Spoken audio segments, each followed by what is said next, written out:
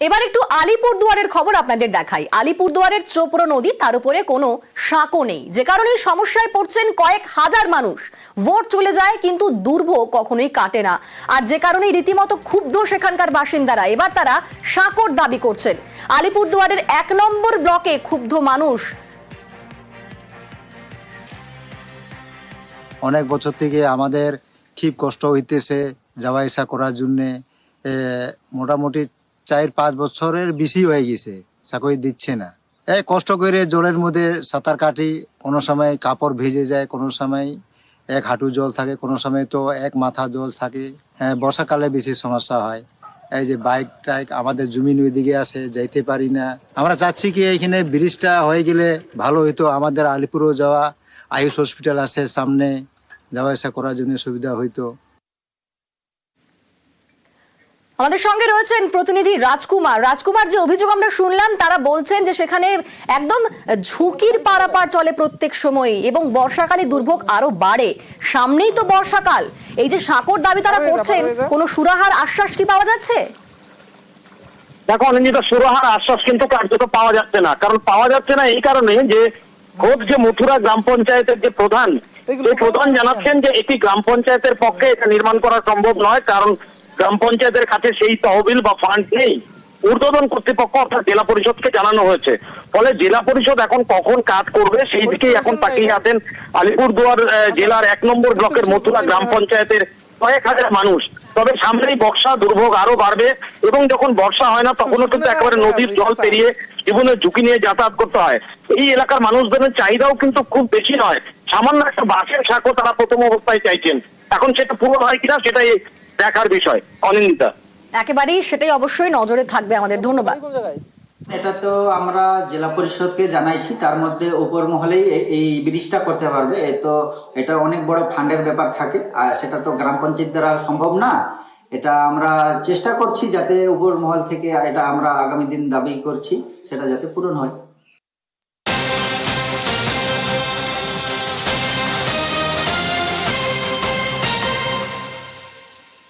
রাজ্যের নজরে জাল ওষুধ।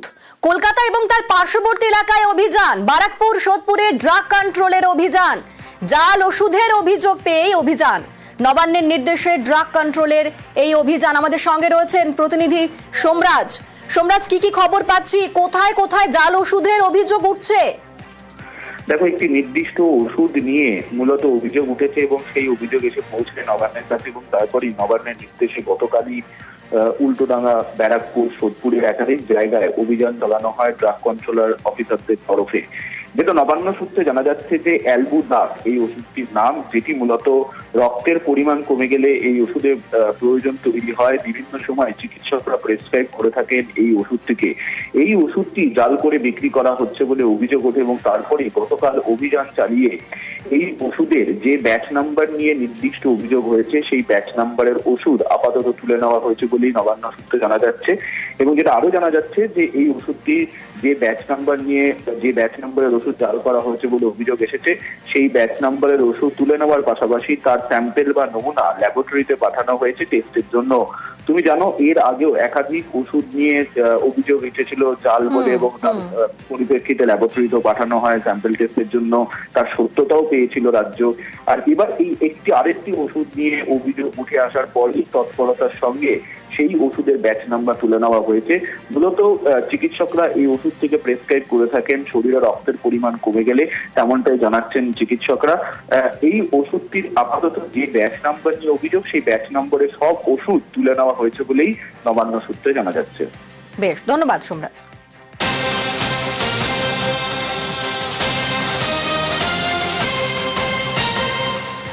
জাল ওষুধ রুখতে উদ্যোগ রাজ্যের। অ্যাডভাইসারি জারির প্রস্তুতি নবান্নের।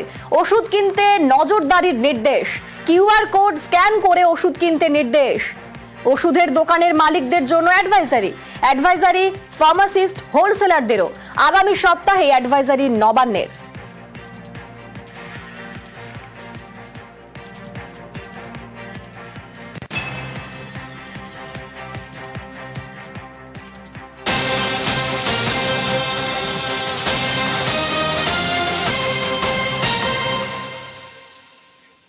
আর এবার নজর রাখবো ঝাড়গ্রামের দিকে। হাতির হানায় সেখানে ফসলের ক্ষতি হয় প্রায় সময়ই। এবার সেই ক্ষতি আটকানোর দাবিও তুলছেন সেখানকার বাসিন্দারা। মেদিনীপুর ঝাড়গ্রাম রাজ্য সড়ক অবরোধ করে বিক্ষোভে সামিল হয়েছেন। অবরোধে সামিল মেদিনীপুর সদর ব্লকের মানুষ। বিক্ষোভে চাঁদড়া, বেলিয়া সহ বিভিন্ন গ্রামের কৃষকরা।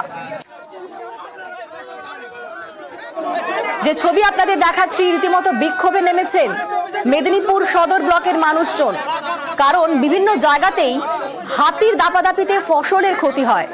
হাতি ফসল খেতে ঢুকে পড়ে এবং প্রচুর ফসল নষ্ট হয়, যে কারণে এবার সেই ক্ষতি আটকানোর দাবি।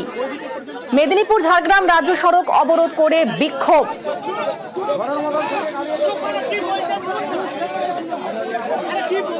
আমাদের সঙ্গে রয়েছেন প্রতিনিধি শোভন। শোভন, ঠিক কি বলছেন যারা বিক্ষোভ করছেন? দেখো অনেকটা এলাকার যারা কৃষক রয়েছেন, যারা গ্রামবাসী রয়েছেন, তাদের একটাই দাবি যে যেভাবে হাতি দিনের পর দিন যে এলাকায় ঢুকে তাণ্ডব চালাচ্ছে, এলাকার যে ফসল, তার সেই ফসলের যে ক্ষতি হচ্ছে, সেই ক্ষতি আটকানোর দাবিতেই মূলত এদিন কিন্তু সকাল থেকে মেদিনীপুর ঝাড়গ্রাম রাজ্য সড়ক অবরোধ করে বিক্ষোভ দেখায় গ্রামবাসীরা এবং কৃষকেরা। তাদের যেটা অভিযোগ যে স্বাভাবিক নিয়মে হাতি যদি এলাকায় আসে সেক্ষেত্রে মেনে নেওয়া যায়, কিন্তু বন দপ্তরের যে হুড়াপাটি রয়েছে তারা কিন্তু সেই হাতিগুলিকে যেদিকে ফসল বেশি রয়েছে, যে এলাকায় ফসলের বেশি চাষ হয়, সেই এলাকায় কিন্তু তাড়িয়ে এনে ঢুকিয়ে দেওয়া হচ্ছে হাতিগুলোকে। যার ফলে কিন্তু যে এলাকায় বেশি ফসল রয়েছে সেই এলাকার ফসল বেশি পরিমাণে ক্ষতি হচ্ছে, বেশি পরিমাণে নষ্ট হচ্ছে। সেই কারণে কিন্তু বন দপ্তরের এক শ্রেণীর কর্মীদের বিরুদ্ধে অভিযোগ তুলে কিন্তু এদিন এই বিক্ষোভ এবং অবরোধ চলে সকাল থেকেই। যদিও বন দপ্তরের আধিকারিকরা ঘটনাস্থলে যান এবং অবরোধকারীদের সঙ্গে কথা বলেন এবং বিষয়টি মিটিয়ে নেওয়ার জন্য তারা আলোচনায় বসার আশ্বাস দেন। অনিন্দিতা, বেশ, ধন্যবাদ শোভন।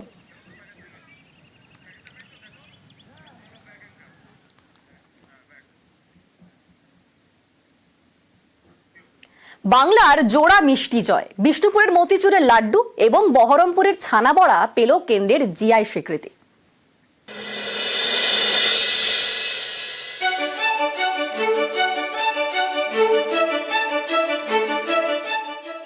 কথায় আছে গান বাজনা মতিচুর, এই নিয়ে বিষ্ণুপুর।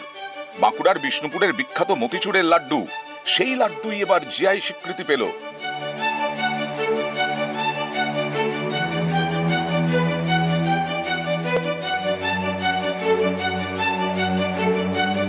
মল্লরাজার ইতিহাস থেকে আমরা এই মতিচুরের নাম শুনেছি। তো এই জিআই স্বীকৃতিটা আরও বিষ্ণুপুরকে সবার মাঝে আমাদেরকে তুলে ধরবে। বিষ্ণুপুরবাসী হিসাবে আমি তাই খুবই গর্বিত।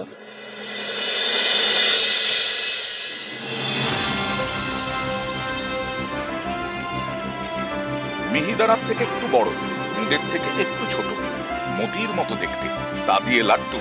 মতিচুরের এই লাড্ডুই এবার পেল কেন্দ্রের জিআই স্বীকৃতি। বিরাট আনন্দ আমার যে আমরা আজকে বিষ্ণুপুরের ঐতিহ্যটাকে তুলে ধরতে পেরেছি। আমরা তো চেষ্টা করছি এর গুণগত মান আরো ভালো করে প্রত্যেক মানুষের কাছে যাতে পৌঁছে যায়, বিশ্বের দরবারে যাতে আমরা এটা নিয়ে যেতে পারি, বিষ্ণুপুরের ঐতিহ্যটাকে যাতে তুলে ধরতে পারি। বহরমপুরের ছানা বড়া, ছানা গোল গোল করে পাকিয়ে ভাজা হয়, তারপর ভেজানো হয় রসে।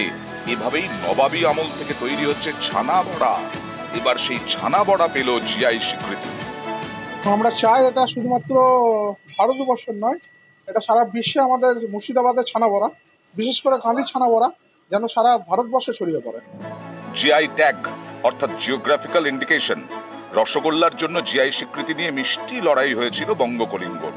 2017 শেষমেশ জিআই স্বীকৃতি পায় বাংলার রসগোল্লা।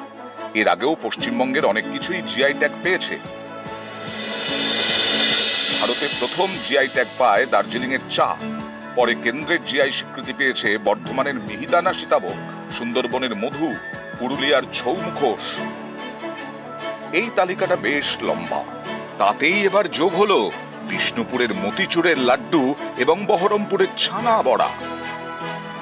বাঁকুড়া থেকে দেবব্রত মণ্ডল এবং মুর্শিদাবাদ থেকে প্রণব বন্দ্যোপাধ্যায়, নিউজ 18 বাংলা।